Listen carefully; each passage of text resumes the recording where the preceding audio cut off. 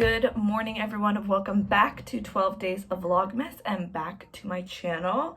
Hi, welcome. It's Mel, your girl. If you don't know me, you should figure it out. You should probably subscribe. Then you would know me. You would know I'm your girl, Mel. What's today? Like day 9? Oh my gosh, this is crazy.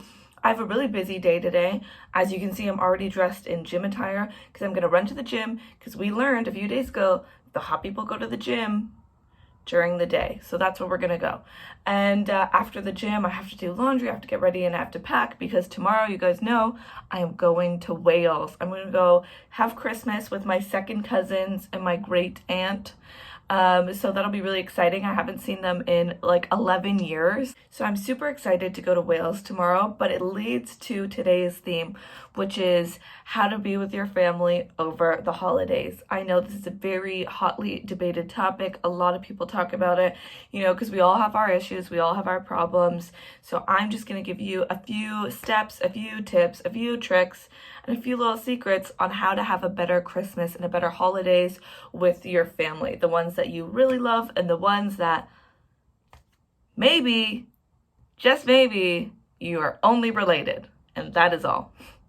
All right, so let's get down to it. I'm gonna go to the gym. Bye.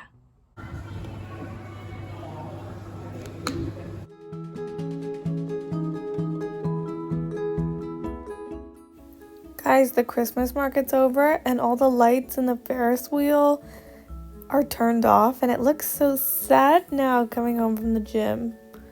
It's all sad and dark and no more market, which makes no sense to me because I feel like there's still a lot of Christmas left.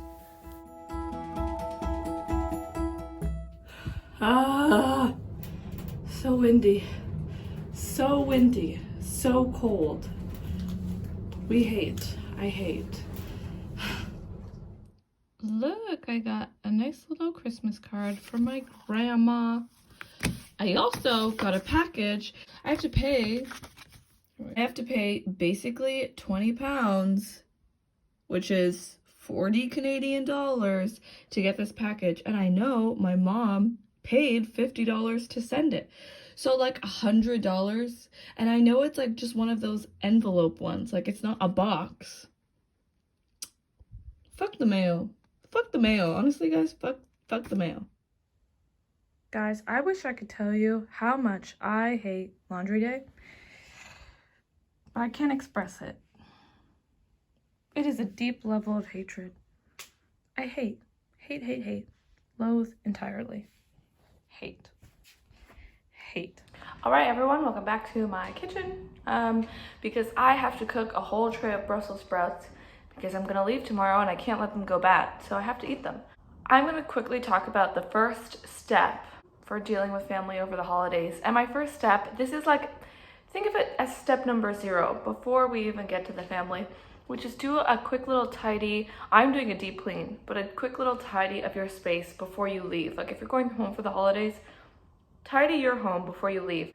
Because when you come back, you're going to be drained and tired, and it's going to be horrible to come home to a mess. So do a quick little tidy and then go. That's step 0. So I'm preparing my Brussels sprouts so that I can bake them. I'm almost done doing the bag. This has been so tedious because I don't have a real knife. I only have a butter knife. And I've been cutting off the tips and I still have to cut them all in half. It's going to be a lot of work. So they better be delicious. So tip number 1 is definitely mindset. Whether you really get along with your family or you really don't, I think going in with a good mindset is gonna help. Just take like maybe 5 to 10 minutes before you go back home to really do some gratitude reflections and just name the things that you're grateful for. Like, okay, going back home, my parents are really good cooks, so I'm grateful to have really good meals while I'm there. Or, you know, I'm very grateful to see my siblings. I haven't seen them in so long, so I'm so thankful that I'll be able to go see my siblings. And just kind of reflect on all the good things that are going to come with seeing family and going back home. And this is going to put you in more of a receptive, high vibrational mindset, so you're not going in there like fist of cups up, you know? Like, remember last Thanksgiving when you spilled gravy on me? You know, like, don't go in holding those grudges. Go in a gratitude, nice mindset, and things will start off smoothly. All right, my full tray of Brussels sprouts has been prepared. I'm gonna put it in the oven. This took me an embarrassingly long time to cut and prepare, so I hope they taste good. The next thing, and this is very topical as I cook my whole tray of Brussels sprouts, is maybe if you have a really particular thing about food, so that's something that's stressing you, either you're like vegan or celiac and your parents are boomers who like don't really get it yet, I think it's totally okay to bring safe foods with you. Like some people think it's rude if they've cooked a dinner and you've brought your foods, but if it's gonna save you like a tummy ache or like having to fight with them, just bring your own food. I think that's totally fine. Also, if you have like a partner or if you have kids that you know are picky eaters or have these issues, instead of just like making it a big fuss and making your parents or your hosts feel bad for not having food that these people can eat, just bring it yourself. You know, I think it's so fine. Just have a Tupperware of it, put it in their fridge, be like, oh, you know, is it okay if I put this in their fridge? And there you go. I heard somebody talk about this on a TikTok, like they were talking about their kids. Their kids are really picky eaters. And a lot of people who are neurodivergent have very specific foods.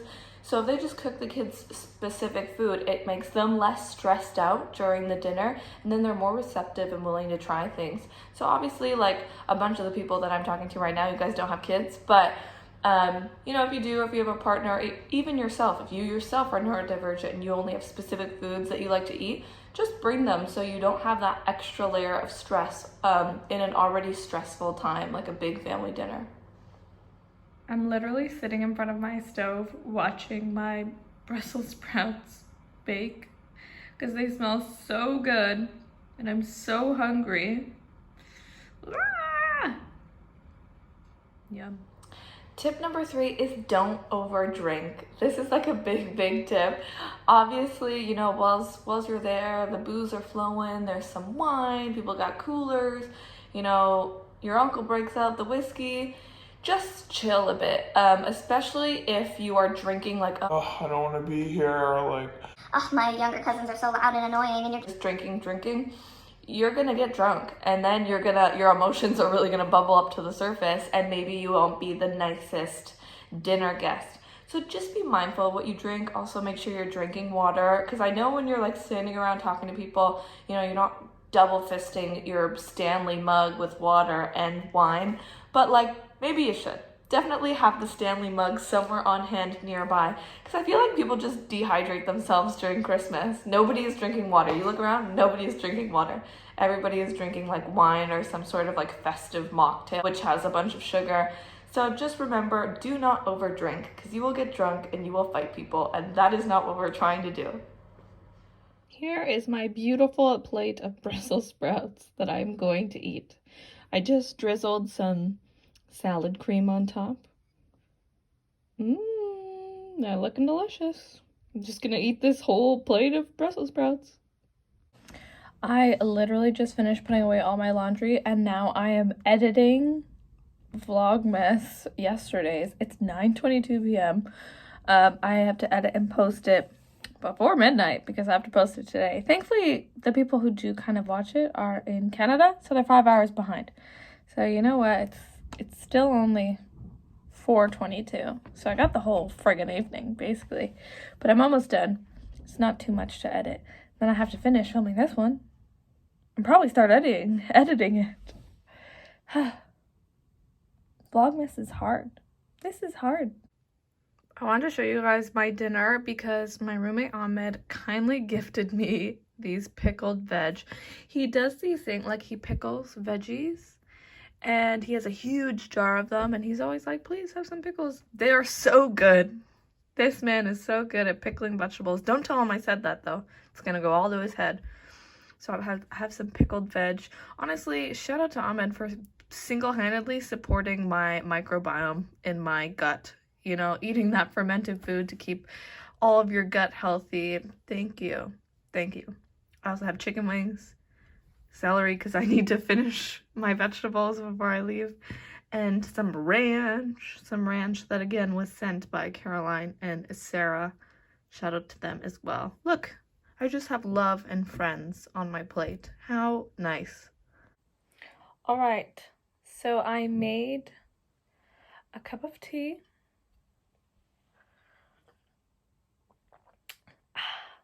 I'm showered hair is braided, skincare is on, to talk about the last point, tip, advice, thing. And it's to fight after dinner. Okay, maybe we won't say fight, but I'm saying have big talks after the big dinner. Okay? A lot is going on in the world, a lot always every day in the news, in politics, government, and everybody wants to talk about that like ASAP. People are coming in the door and they're like, who did you vote for? Don't do that. Don't do that, because then you have to sit with those people for the rest of the evening. I recommend for you and yourself, I think if it's not your house, don't bring up topics like that. If it is your house, bring it up and really tell people what you stand for, because then you can tell them to get out. But if it's not your house, don't bring it up, because you know what? People's houses are their own vibes. They want their own conversations in their sacred place. Let the host bring up difficult conversations, don't start preaching to people about things if it's not your house. If it is your house, yeah, tell everyone that Palestine deserves to be free and Israel is not it. Hashtag not it. And if somebody disagrees, tell them to get out. Anyways, that's a side note though. But if somebody brings up something that you're kind of uncomfortable with or that you don't want to talk about or you don't want to fight about, just be like, oh, I don't agree with you, but let's talk about this after dinner. Or, no, I don't feel comfortable with you saying these things, and if you want to know why, we can talk about it after dinner. There's a few reasons. First, nobody wants to be yelling around kids. Usually kids are there for the early part and dinner, but then their parents leave pretty fast because kids get tired, they need to sleep, they need to go home. So kids are gone, so you're not having these heated discussions while these children are running around, trying to feel the love, trying to get their family's attention. Don't do that. Another reason is, again, you have to sit through a whole dinner and the vibes will just be really intense if you've just literally gone 3 rounds in the kitchen with Uncle Blue and then you have to sit next to him and pull the Christmas cracker. You're gonna be and we don't want that.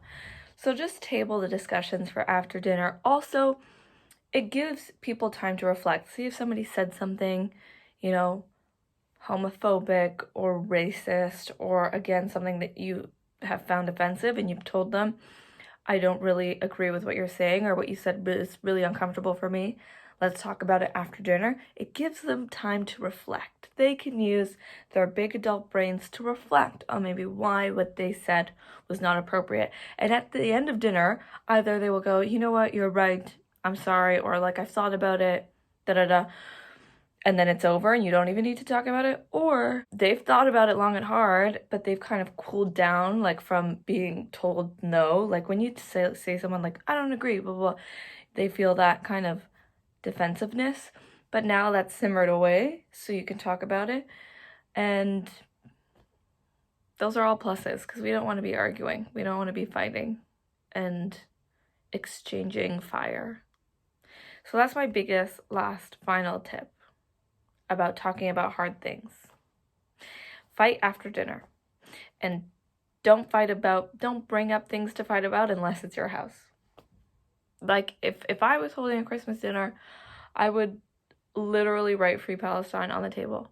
But no, I'm going to a Christmas dinner with relatives who are, I haven't seen in over 11 years. So first I gotta assess the vibes. Also, because I will be stranded, if I fight someone and they don't agree with what I'm saying. Obviously, I'm not saying to shut up and hold your opinion. If they're your family and you care about them and they'll be receptive to your thoughts. I've had this conversation with my mother and father already about things in life that I think they should be aware of or up to date. Especially my mom. I talk to my mom a lot about a lot of things because she's white, and I feel like sometimes she doesn't really not get it, but she feels like she gets it because she has a black daughter, and I'm like, no girl, you don't get it. So I often talk to her about issues. So definitely I encourage that within your family, but maybe when extended family is there, don't come ready to fight. Come ready and prepared to have these conversations, but don't literally walk in the door and, you know. Okay, this is also the end of the video. That is the end. Tomorrow I'm hopping on a train. I'm going to Wales. I'm very excited. Honestly, I'm so excited to just like be in a house. I don't know, I'm in a dorm. There's something about in a dorm where like I can hear everything that's happening right beside me. There's always hustle and bustle. I'm craving the slow steadiness of being in a house with family, having a nice big dinner. And also Wales is very beautiful from what I remember. Lots of rolling hills. There's more sheep than people. And I'm very excited to get in some very aesthetic hot country girl walks. So, yeah. Have a wonderful day. Have a wonderful night. See you in the next video. Please like and subscribe. I just need 8 people to subscribe, and then we hit 100 for 2023. That'll be so nice. So please like and subscribe. Comment down below if you'd like. I reply to every comment.